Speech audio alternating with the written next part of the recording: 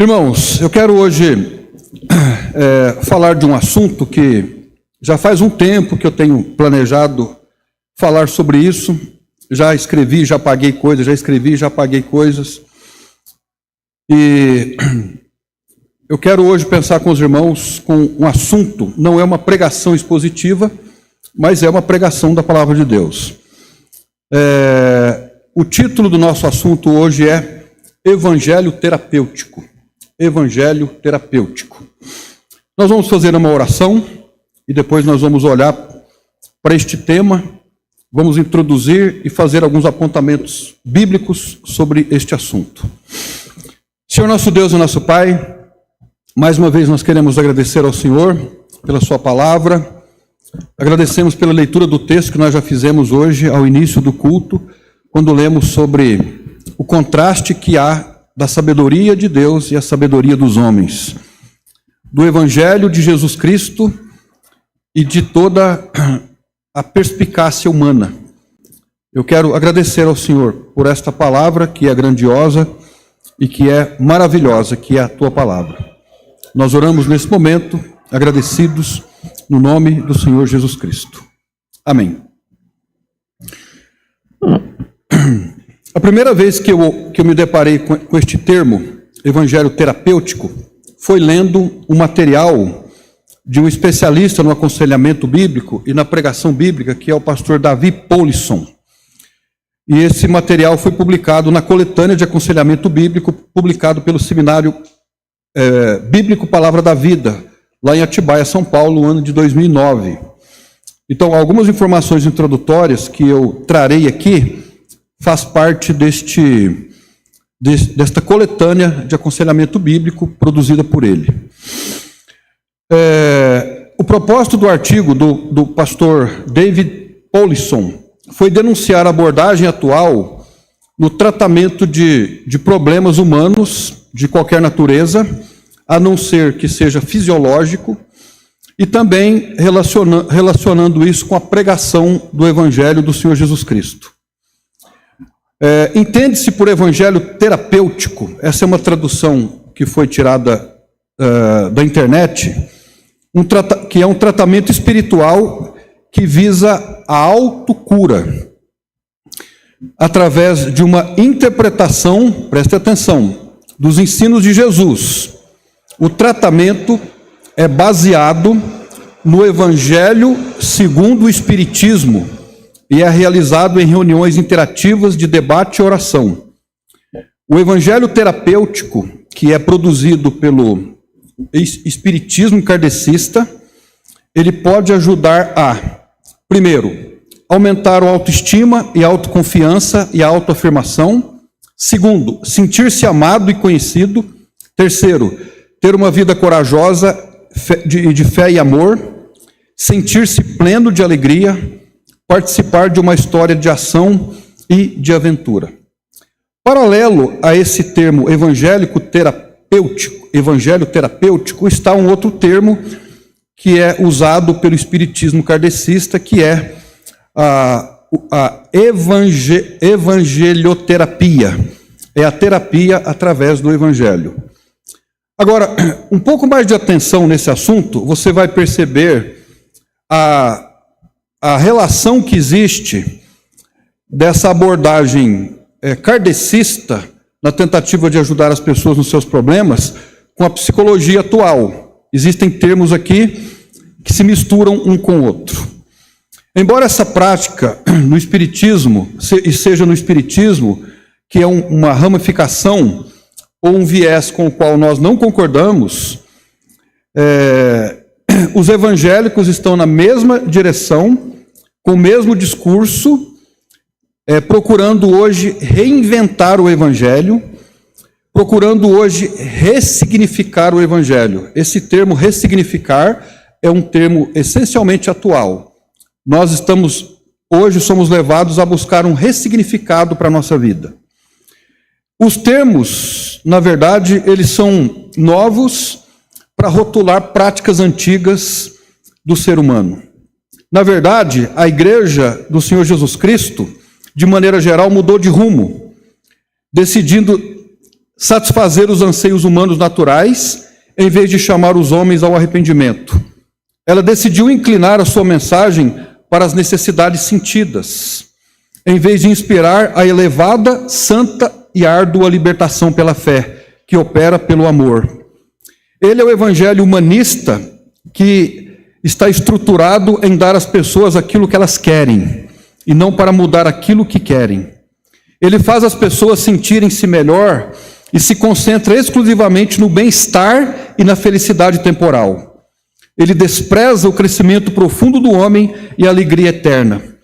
Ele é conivente com a fraqueza humana na busca de melhorar os sintomas mais óbvios de angústia. Ele presume a natureza humana como fixa, pois ela é tão difícil de mudar. Ele não deseja a vinda de um rei celestial. Ele não procura transformar as pessoas para que amem a Deus, aceitem a verdade de quem é Jesus e conheçam a pessoa e a sua obra. O evangelho refinado pela versão moderna da satisfação pelos próprios desejos, vistos nas frases, presta atenção por favor, vistos nas frases: eu quero me sentir amado por aquilo que sou. Eu quero que as pessoas sintam pena de mim por aquilo que já passei na vida. Quero experimentar um senso de importância e significado pessoal. Quero ser bem-sucedido na minha carreira. Quero mostrar autoestima e mostrar que sou alguém realizado. Quero ser capaz de expressar minhas opiniões e desejos. Eu quero divertimento e entretenimento. Quero sentir prazer no fluxo interminável de espetáculo que deleitam nos olhos e me fazem cócegas aos ouvidos. Quero uma sensação de aventura, excitação, ação e paixão para sentir as emoções no desenrolar da vida. Então essas são citações do pastor David Powlison, fazendo uma denúncia ao rombo que a psicologia e o espiritismo, nesse sentido, que fazem quase a mesma coisa com a evangelioterapia ou evangelho terapêutico nas pessoas. Agora, irmãos, esse não é o evangelho de Cristo. Esse não é o evangelho de Cristo. O evangelho de Cristo ele não está estruturado nas necessidades sentidas. O que tem determinado o rumo da igreja hoje é aquilo que as pessoas estão sentindo. Elas fazem aquilo que o coração manda. E nós precisamos abrir os olhos para tudo isso, porque isso não provém do evangelho do Senhor Jesus Cristo. Esse não foi o evangelho profetizado no Velho Testamento, não foi o evangelho que Jesus ensinou, não foi o evangelho que os apóstolos ensinaram, não é o evangelho que os pais da igreja ensinaram, e portanto esse não é o evangelho de Cristo. Quando Pedro pregou o evangelho de Cristo no dia de Pentecostes, aqueles que estavam ali ouvindo, eles se sentiram, conforme a Bíblia diz no Evangelho de Atos, capítulo 2, no livro de Atos 2:37, que os seus corações foram compungidos. A palavra compungido significa profundamente atormentados. Eles foram literalmente vazados, como se alguém fosse vazado por uma espada. E eles então retrucaram: que faremos, homens irmãos? É isso que a pregação do evangelho faz com as pessoas. Ela deixa a pessoa sem saída. Ela deixa a pessoa furada, como que uma espada. Esse profundo sentimento de consternação, de tormento e tristeza, e também de aflição, é produto direto da pregação do evangelho. Quando o evangelho é pregado e a pessoa entende o evangelho, ela se sente furada, ela se sente ofendida, ela se sente consternada. O evangelho, quando entendido, internalizado, a pessoa se torna sua vítima. A pessoa morre, é sepultada e ressuscita para uma nova vida. Alguma coisa menos do que isso não é evangelho. Alguma coisa menos do que isso não é evangelho.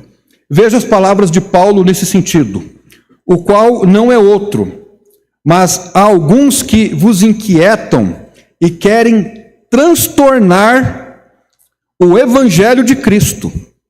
Mas ainda que nós mesmos, ou um anjo do céu, vos anuncie outro evangelho, além do que vos tenho anunciado, seja anátema, seja amaldiçoado.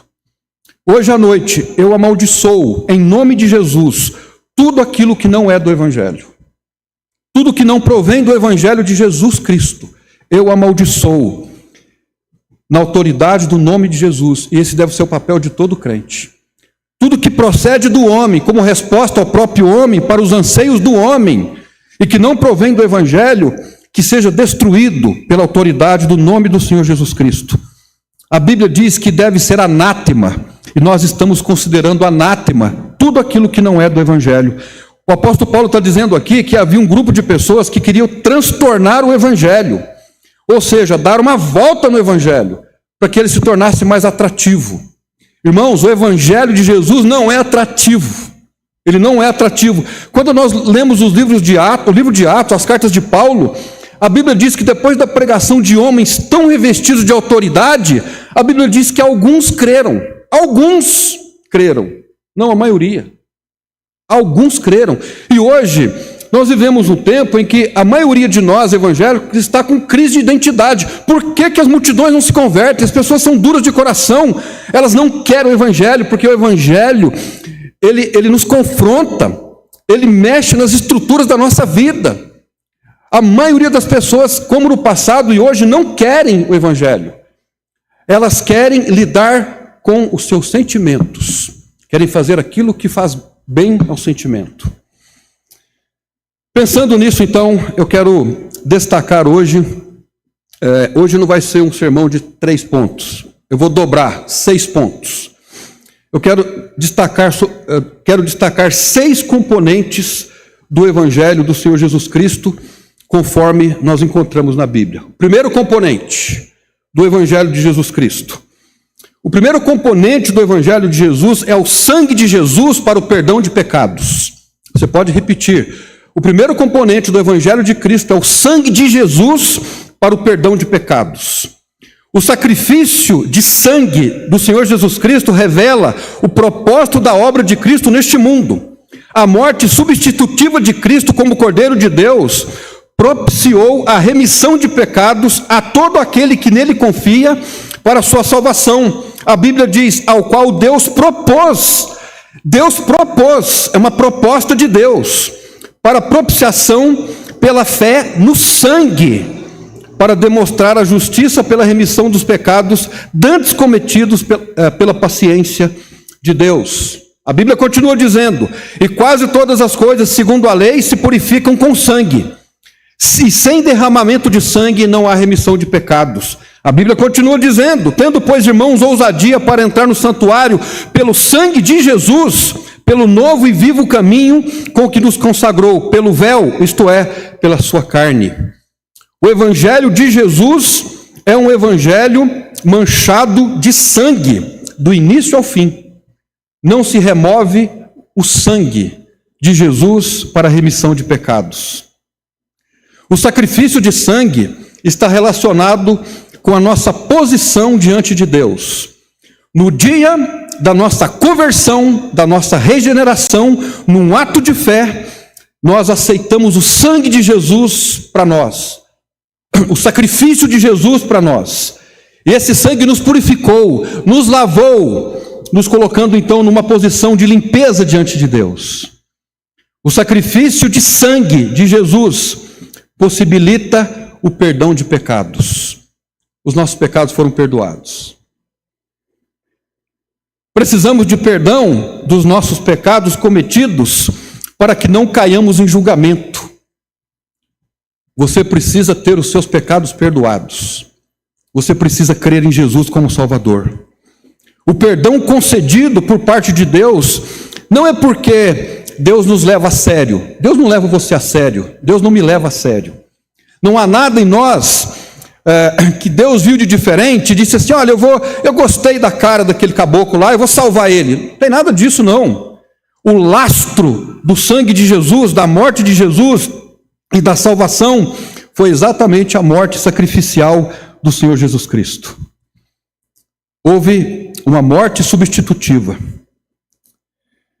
No sentido prático da vida, irmãos, o sangue nos lembra, esse é o aspecto prático do Evangelho. O sangue nos lembra que, assim como nós fomos perdoados por causa do sangue inocente, nós também temos que perdoar os nossos ofensores. Se você não tem perdoado o seu ofensor, é porque você deliberadamente resolveu romper o seu relacionamento com Deus, preferindo então viver como um desgraçado. Você já se deparou com alguém assim? Ou você já agiu assim? Alguém pede a você o perdão, você diz não. No momento em que você diz não, é porque você não entendeu o Evangelho, é porque você deliberadamente resolveu romper o relacionamento com Cristo, se é salvo, para viver como um desgraçado. Alguém que você não perdoou ainda? Irmãos, todos nós temos uma história, todos nós temos um passado, todos nós tivemos uma mãe, um pai, avós, tios, pessoas que, veja, eu não estou falando de psicologia não, pessoas que judiaram de nós, às vezes que abusaram de nós, e hoje, na vida com Deus, aquelas pessoas são carregadas, elas precisam ser perdoadas. Nós temos que perdoar os nossos ofensores. Um vizinho, um parente. Quantas pessoas não têm os seus pecados perdoados hoje? Um procedimento para isso é que se você se lembra que precisa perdoar alguém, você carrega aquela pessoa, o seu coração está amargurado. Enquanto não houver perdão, por causa do sangue de Jesus, a vida não segue, ela não vai para frente. Faça uma lista. Faça uma lista. Eu tive um problema com meu pai, com a minha mãe, eles me feriram profundamente. Esse irmão da igreja, ele me ofendeu profundamente. Vá para o lugar onde ninguém vai ver você. E faça uma oração em voz alta, dizendo: fulano, eu perdoo você. Beltrana, eu perdoo você. Faça isso. Faça isso. Porque o sangue de Jesus foi o preço para que os nossos pecados foram perdoados. E assim como os nossos pecados foram perdoados por Ele, nós também temos que perdoar os nossos ofensores. Esse é o aspecto prático do sangue de Jesus. Mas e se eu não fizer isso? Sabe o que eu vou desenvolver? A amargura vai desenvolver ira, vai desenvolver depressão, vai desenvolver frustração, eu vou me render, eu vou me frustrar, eu vou acabar com a minha vida, porque deliberadamente eu decidi não perdoar o meu ofensor. Perdoe o seu ofensor.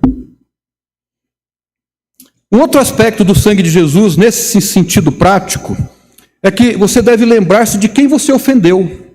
Quem eu ofendi? Eu ofendi alguém?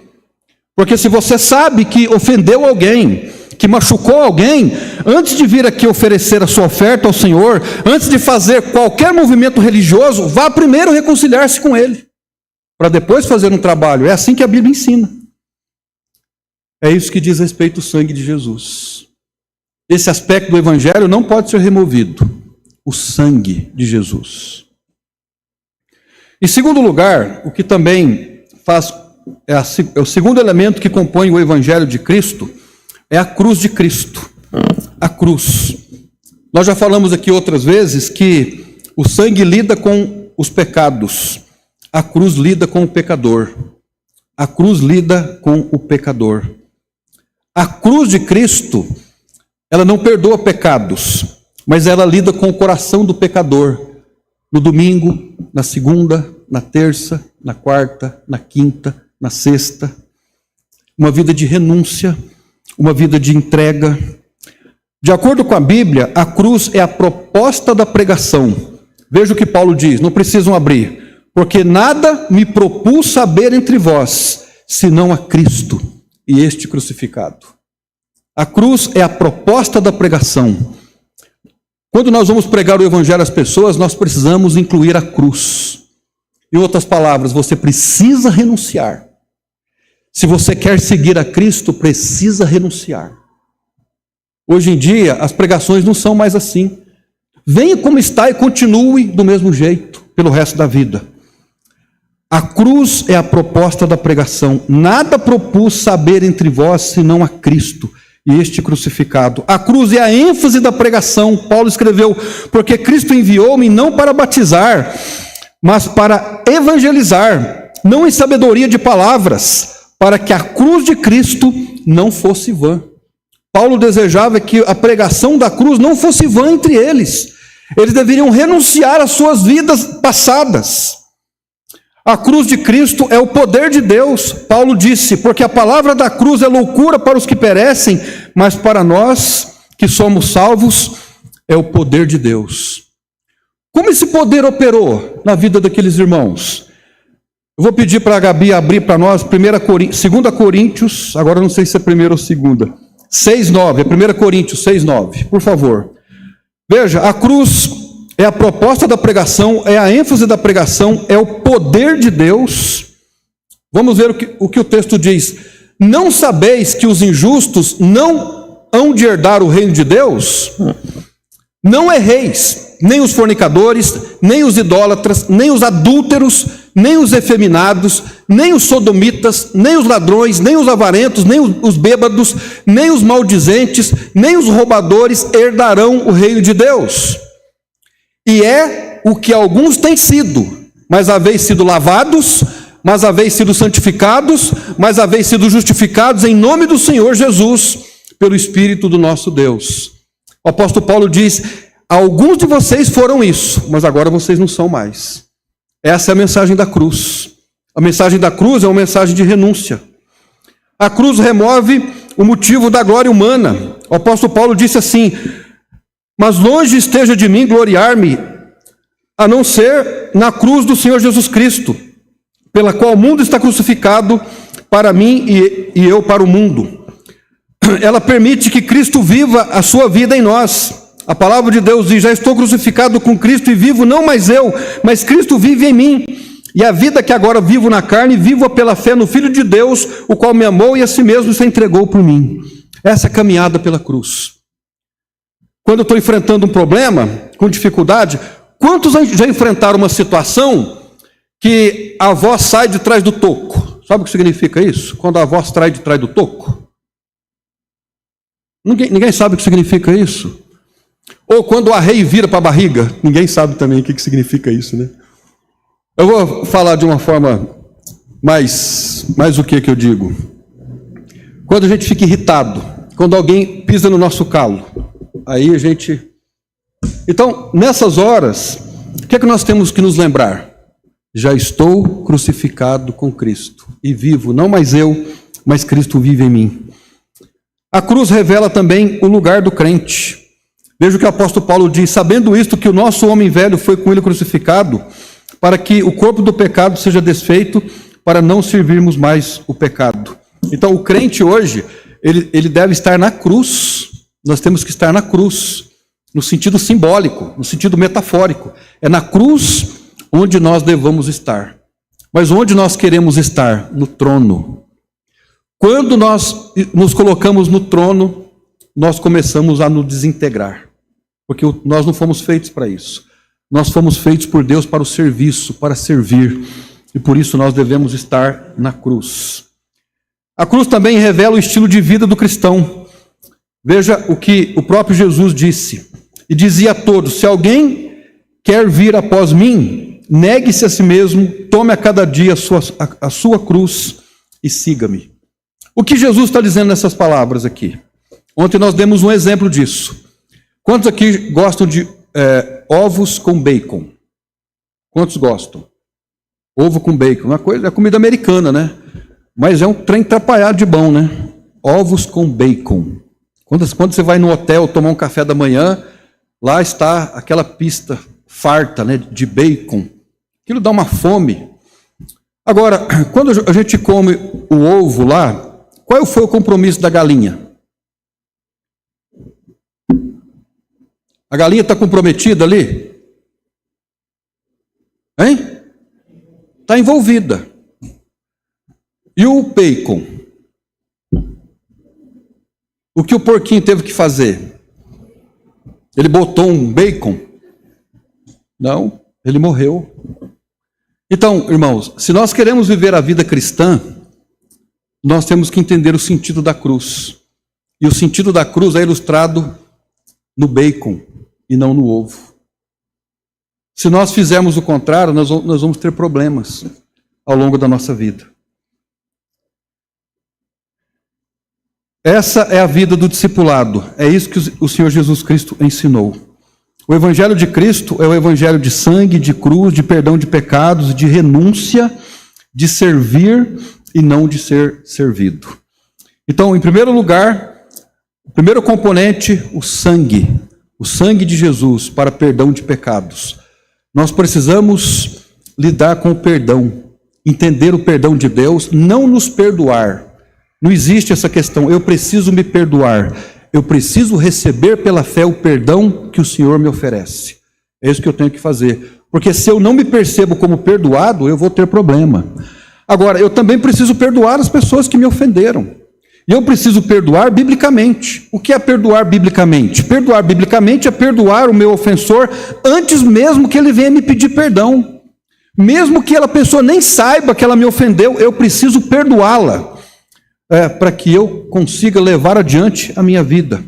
Eu preciso também identificar se eu estou ofendendo alguém, se eu ofendi alguém, e dizer assim, por favor, me perdoa. Aliás, o pastor João Saraiva dizia que se você passou uma semana sem pedir perdão para alguém, você está em maus lençóis. Interessante isso, né? Se você passar uma semana sem pedir perdão a alguém, você está em maus lençóis. Em terceiro lugar, o terceiro componente do Evangelho do Senhor Jesus Cristo, a lei de Moisés. O que é a lei de Moisés? As 10 palavras, os 10 mandamentos. A lei de Deus, então, para a nossa orientação. A Bíblia nos ensina que a lei foi anulada? Jesus anulou a lei? Sim ou não? Não, ele não anulou a lei. Ele mesmo disse que ele veio cumprir a lei. A lei não foi removida. Você se lembra do episódio do jovem rico? Quando o jovem rico pediu para Jesus, procurou Jesus e fez a ele uma pergunta, a pergunta foi essa: bom mestre, o que devo fazer para herdar a vida eterna? Você consegue ver hoje algumas igrejas ou alguns pregadores respondendo essa pergunta? O que alguns responderiam? Alguns responderiam assim: admita que é um pecador, aceite Jesus como seu salvador pessoal, vá para a igreja, dê o dízimo, seja bonzinho, venha como está e você já está dentro. Essa é a resposta? Essa é a resposta que Jesus daria? Não. Qual foi a resposta de Jesus? O que Jesus respondeu ao jovem rico quando ele perguntou para ele o que ele tinha que fazer para herdar o reino de Deus? Ele respondeu assim: sabes os mandamentos. Se queres, porém, entrar na vida, guarda os mandamentos. Olha que interessante as palavras de Jesus, de acordo com Mateus 19:17. Então nós podemos raciocinar assim, mas espera aí, nós estamos falando então de uma salvação pelas obras, eu preciso cumprir os mandamentos para ser salvo? A salvação não é pela graça? Agora, Jesus não estava aqui pregando os mandamentos como caminho para a salvação. Ele estava apenas convencendo o jovem rico do pecado específico que era a ganância, porque era aquele pecado que estava impedindo o jovem rico de entregar-se ao Senhor Jesus Cristo. A nossa pregação atual já não contém mais o fato de que você, para ser salvo, tem que fazer isto ou não pode fazer aquilo, de jeito nenhum. Então nós não podemos remover a lei de Deus, a lei de Moisés, da pregação do Evangelho. Estão entendendo, irmãos? Hoje em dia, veja, o camarada, ele é um mau pai, ele não é responsável para com seus filhos, é um mulherengo, é um beberrão, é um mau pagador, é um mau vizinho. Aí ele começa a ficar deprimido, triste. A mulher não dá atenção para ele, os filhos não querem mais ele. Aí ele vai na igreja, ou numa igreja, e ouve lá: você que está aqui, foi enviado por Deus, você é uma pessoa especial, você é isso, você é aquilo. O que esse cara vai pensar? Eu estou me achando o máximo aqui. Ele quererá frequentar essa igreja? Sim, ele quererá frequentar essa igreja. O camarada não vale nada do ponto de vista moral. Ele encontra um ambiente para ele. E se ele for rico, o ambiente está montado. Irmãos, o evangelho restringe. O evangelho de Jesus, ele tem lei. Jesus pregou a lei ao jovem rico de modo que, ao se sentir condenado por causa da ganância, ele poderia e deveria voltar-se para ele, obedecendo então os seus mandamentos e crendo nele como Salvador, para que pudesse então ser salvo dos seus pecados. Se as pessoas não forem verdadeiramente convencidas do pecado, se não estão dispostas a entregarem as suas vidas por causa do seu pecado, se não derem atenção à lei, elas não sentirão a necessidade de um Salvador. Então a pessoa precisa sentir o peso da lei. A lei aponta para o pecado. Você é isso, você é aquilo. E que essa lei então aponte para as pessoas onde elas estão errando, para que se percebam como pecadoras e creiam no Evangelho do Senhor Jesus Cristo. Ele precisa ver a lei de Deus, ela precisa ver que a lei de Deus o condena totalmente como pecador. E somente a beleza do Evangelho, o Evangelho de cruz, o Evangelho de sangue, pode penetrar o seu coração e lhe dar um alívio. O apóstolo Paulo escreveu em Romanos 7,7: eu não conheci o pecado, senão pela lei. O pecado só é conhecido por meio da lei. A lei está aí, a lei de Moisés. Não matarás, não adulterarás, não cobiçarás, não tomarás o nome de Deus em vão, e daí por diante os mandamentos conforme ensinado em Êxodo capítulo 20. O Evangelho de Jesus, ele tem como composição sangue, ele tem como composição a cruz, ele tem como composição a lei de Deus. Ela não foi anulada, ela foi reajustada no Novo Testamento. Em quarto lugar, um outro componente do Evangelho é o temor de Deus para abrandar a consciência. Quando eu era criança, talvez você como eu, foi ensinado numa determinada religião, eu tinha muito medo daquilo que podia acontecer comigo. Eu tinha muito medo de Deus pesar a mão sobre mim. Um dia eu estava jogando bolinha de gude com meu irmão e meu primo Jarmes. E nós tínhamos um galão, cada um de nós, cheio de bolinha de gude. E nessa época eu rezava novena. Eu era rezador de terço. E lá em Minas Gerais, pelo menos no ambiente onde eu fui criado, existem pecados que quando você comete, eles são imperdoáveis. Pela mãe, por alguns pais. Por exemplo, eu não sei aqui, mas lá não se pronuncia desgraça. Se você disser, ô desgraça, acabou. Se você é um filho e tem uma mãe rigorosa, seu dia está comprometido. E um dia aconteceu comigo isso.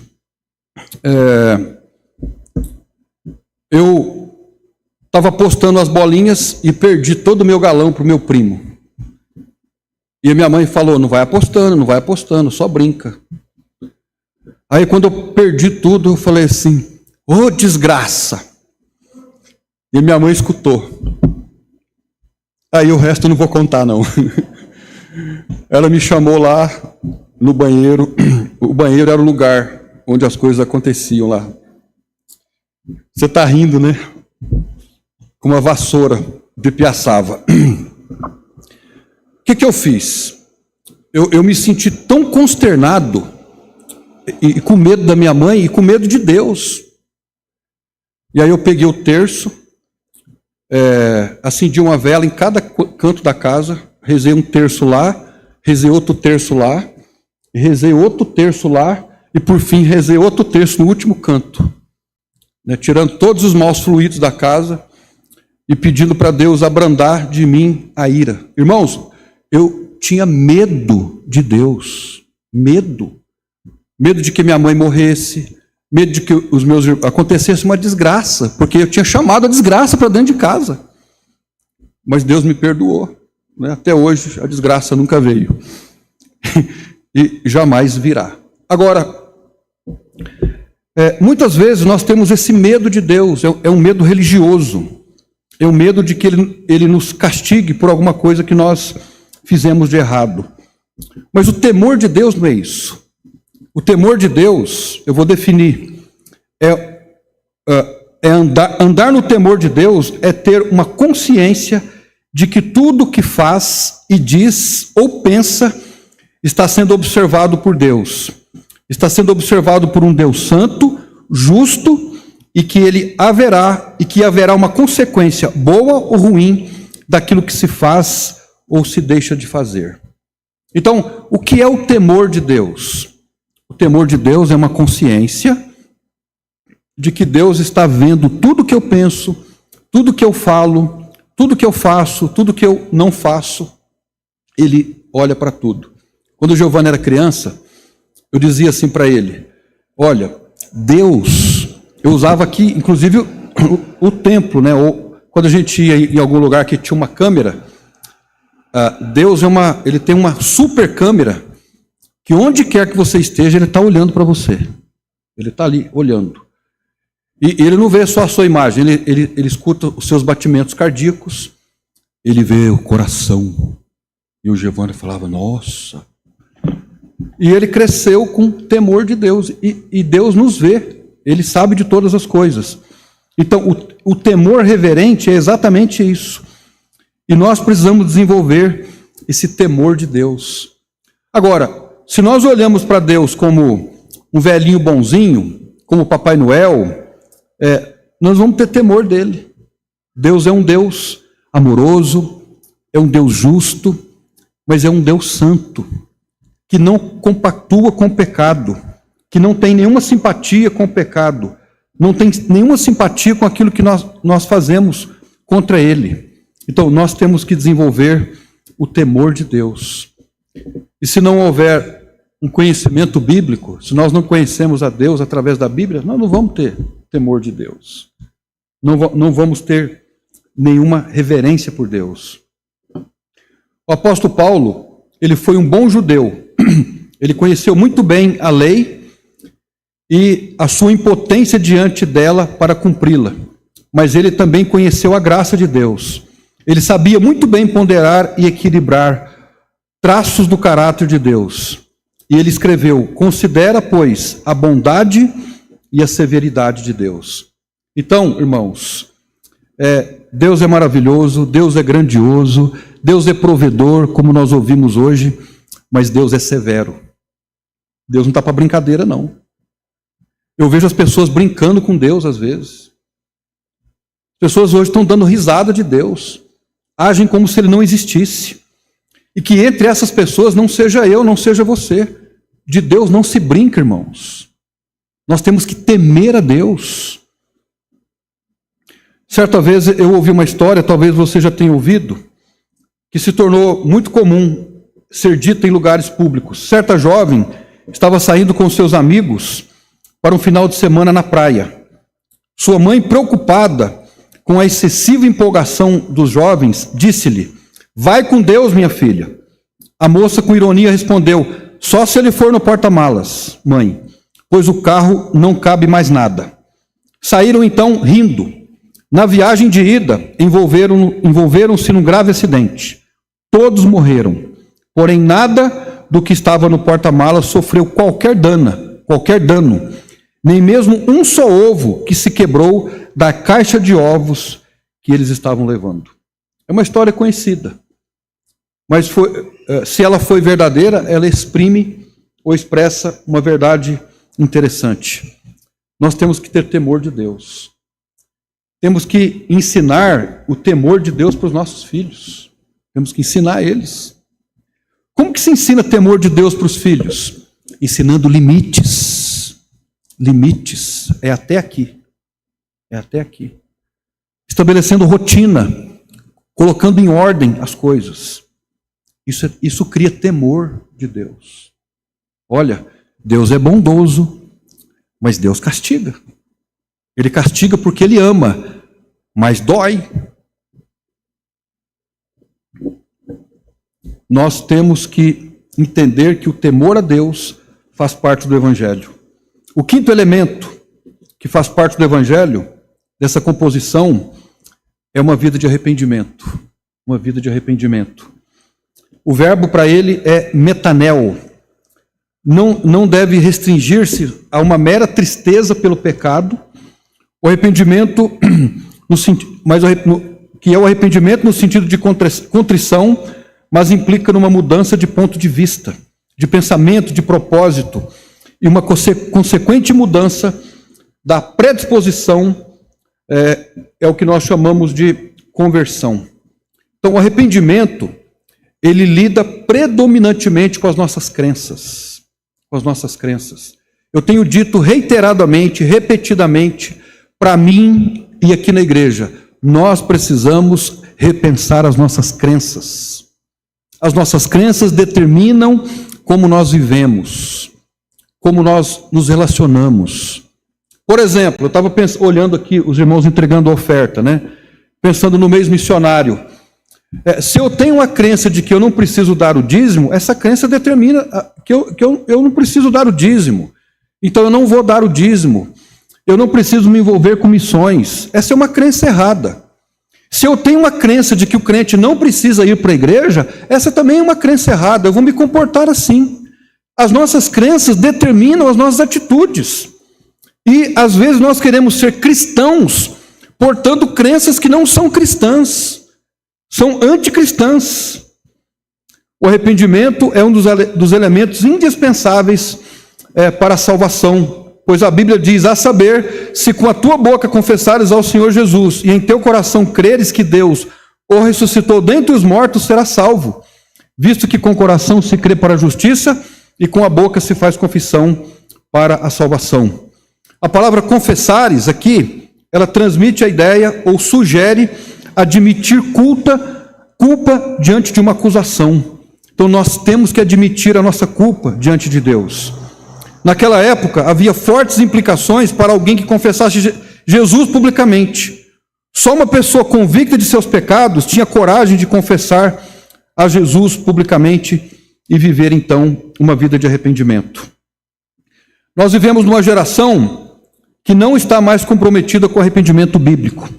Os cristãos parecem estar se acostumando com a conversão sem arrependimento. Sem arrependimento. E não havendo mudanças, não há conversão. O que há é adesão. Faz muito tempo que eu tenho pensado nisso, né?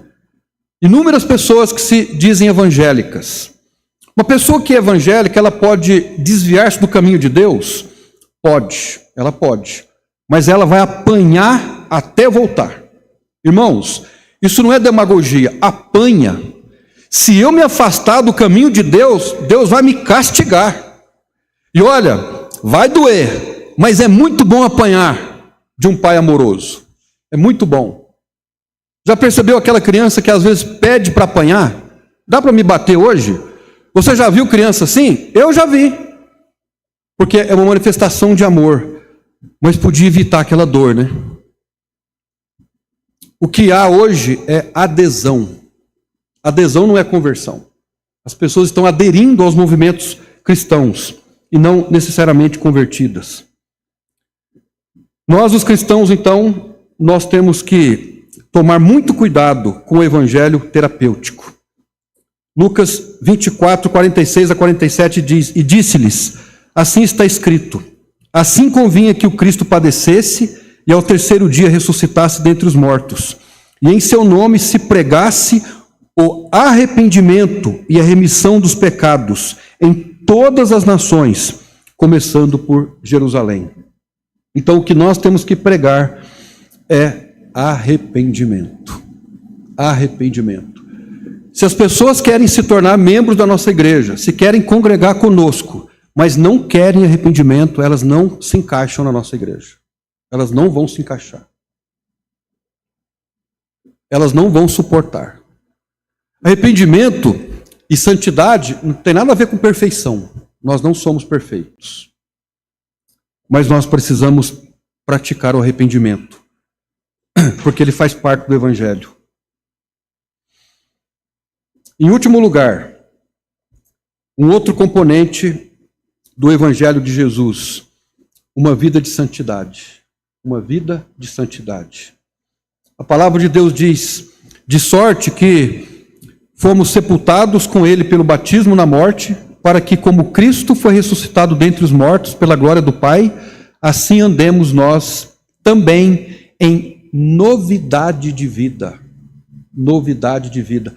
Sabe que o que mais me chama a atenção nesse texto aqui, de Romanos 6,4, é que quando Paulo diz que nós fomos sepultados com Cristo pelo batismo na sua morte, na morte de Cristo, para que, como ele foi ressuscitado dentre os mortos pela glória do Pai, nós também andemos em novidade de vida, Paulo não está dizendo que aquele que recebeu Jesus como Salvador, que passou pela experiência da regeneração, a partir de agora ele precisa andar em novidade de vida. O texto aqui, a construção gramatical da sentença, ela não é exortativa, ela é descritiva. Ela está dizendo que aquele que passou pela experiência do novo nascimento, essa pessoa já está em novidade de vida.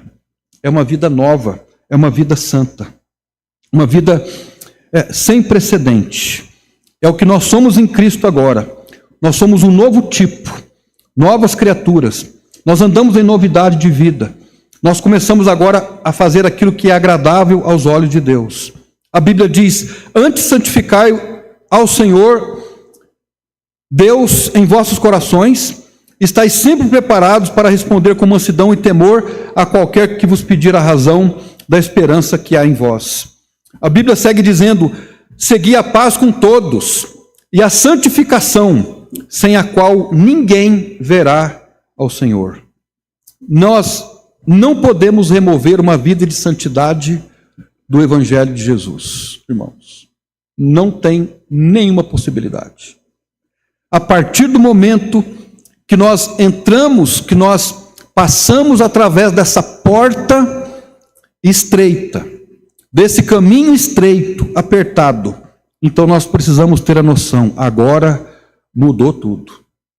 É diferente. Nós temos o Espírito Santo, a palavra de Deus que vai nos ajudando a nos purificar, a nos desvencilhar, e nós vamos tropeçar, nós vamos cair, nós vamos errar, mas nós temos que levantar e continuar, vivendo uma vida de arrependimento e uma vida de santidade. Nós temos que começar a usar o nosso vocabulário, por favor, me perdoe. Por favor, me perdoe. Isso tem que fazer parte da nossa vida. Tem que fazer parte da nossa vida, frase mais ou menos assim, eu fazia isso, agora eu não faço mais. Eu já fiz isso, agora eu não faço mais. Essa é a vida cristã. O evangelho terapêutico, ele não faz isso. A proposta dele é essa. Estou falando o evangelho terapêutico no contexto evangélico. Faça aquilo que o seu coração mandar. Você precisa buscar a sua felicidade. Você precisa amar-se para depois amar os outros. Pois, como você vai amar os outros se você não amar-se? Palavras do diabo isso. Não são palavras de Jesus. Isso é o evangelho terapêutico. Não há nenhum versículo bíblico que nos estimule, que nos ensine, que nos ordene a nos amar. Nenhum versículo bíblico. Mas e o texto lá que Jesus ensinou que nós temos que amar o próximo como a nós mesmos? Não é mandamento. Ele está dizendo, assim como você é egoísta para com as suas coisas, só pensa em você, faça isso que você faz só com você, com os outros. É isso que ele está dizendo. É uma constatação, não é um mandamento. Mas hoje, essa autoajuda, esse evangelho terapêutico, ele está fazendo mal às pessoas. Está fazendo mal às pessoas. O evangelho do Senhor Jesus Cristo, ele tem sangue para o perdão, a cruz para a caminhada, a lei para ser cumprida, o temor para ser desenvolvido, o arrependimento para ser praticado e a santidade para ser buscada. Esse é o evangelho de Jesus.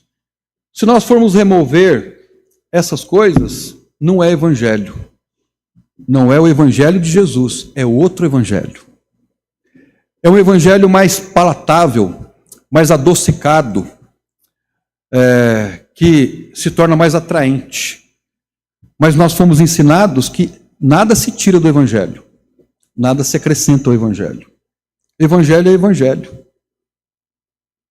O evangelho ofende. Quantos aqui foram ofendidos quando creram no Senhor Jesus Cristo? Imagina você dizendo, você é um desgraçado, você é um pecador. Ele ofende. Mas é essa ofensa que nos salva. É ela que nos salva. Irmãos, que nós olhemos tão somente para o evangelho de Jesus e não para o evangelho terapêutico. Tem um amigo meu que é conselheiro profissional. Deus tem abençoado muito o ministério dele. Ele é um dos pastores de uma igreja grande.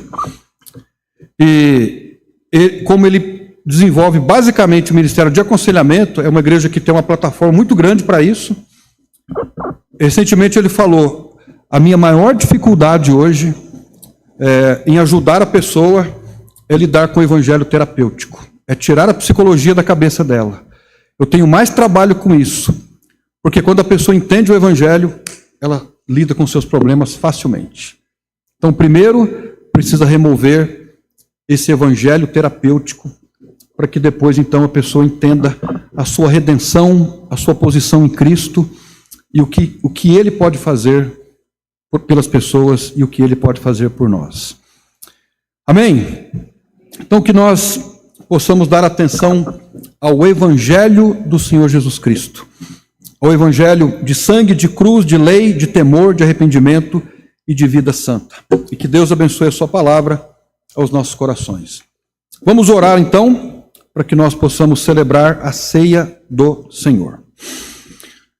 Senhor nosso Deus e nosso Pai, agradecemos ao Senhor pelo dia de hoje, agradecemos pela sua palavra, pelo evangelho de Jesus Cristo, o evangelho de cruz, um evangelho de sangue, um evangelho de arrependimento, de santidade, de temor de Deus, um evangelho que ele tem uma mensagem inteira e a ela nada deve ser acrescentado e dela nada deve ser removido.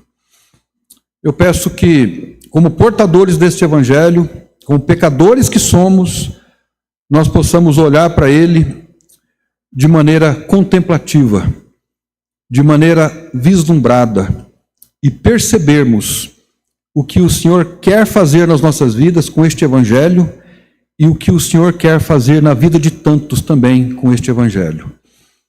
Eu rogo ao Senhor a graça de entendermos este evangelho, de pregarmos este evangelho e de permitirmos que este evangelho trabalhe na nossa vida e no nosso coração. Essa é a nossa oração no nome do Senhor Jesus Cristo. Amém. Ok, irmão.